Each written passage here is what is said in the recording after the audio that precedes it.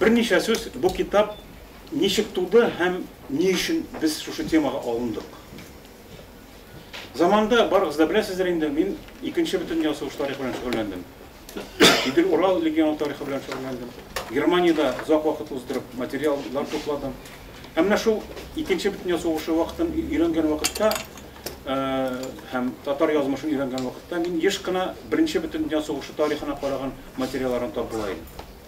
Архивларда һәм шуннан соң менә ул әкренләп күрәсен оеша башлаган. Ничек бу вакыйгалар бер-берсе белән бәйле? Монда да татар әсирләре бар, бу чорда да татар әсирләре бар. Бу минем өчен иң кадерлесе нәрсә шул, без бит соңгы елларда татар тарихын өйрәнәбез, татар тарихының бөтен почмакларына, бөтен мөхәттә актапларда булып такланып килгән урыннарына ачыклык кертергә тырышабыз.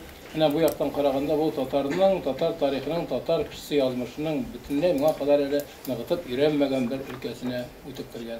Шунысы белән ул миңа бик кадерле, безнең барыбызга да шунысы белән бик кадерле. Мен бу мәсьәлә белән әле Искәндәрнең китаплары чыкканчы кызыксына башлаган идем. 1990 елны беренче мәртәбә Америкага баргач, мен анда Идел Урал легионында булган кешеләр белән сорашкан идем. Һәм шунда мен кызыксынып киткән идем. Моңа кадәр бит без тарих китапларыннан укып, берәр сугышканнар, атканнар да үтергәннәр, төрмәгә барганнар, ачтырганнар да, анда аларны җәзалаганнар һәм башкалар дип. Аларның нинди тормыш белән яшәгәнен күреп, шунда аларның авызыннан ишетеп мен шаккаткан идем. Аларның театрлары булуында, аларның хорлары булуында, оркестрлары булуында, башкаларында белгәч, мин шаккаттым, мәчетләрдә хәтле булуын белгәч. Мәйтәм булар бит чыннан да шактый кызыклы тормыш белән яшәгәннәр үзләренә күрә, мөмкин булган шартларда. Ни өчен аларга мондый шартларны тулдырганнар икән дип мин үземә сорау биргән идем. Һәм ул сорауга җавап таба алмаган идем. Менә шушы сорауга Искәндәр Гыйлаҗев менә бу китапларында миңа һәм безгә дә бик матур итеп, бик тә тәфсилләп җавап биргән. Бәлки беренче карашка бу китапны ачып караганда, фотоларны караганнан соң эчтәлекне йөгереп чыкканнан соң кешедә шундый караш калырга мөмкин, шундый фикер калырга мөмкин. Бу пропаганда лагерьларында әсирләр бик яхшы яшәгәннәр икән.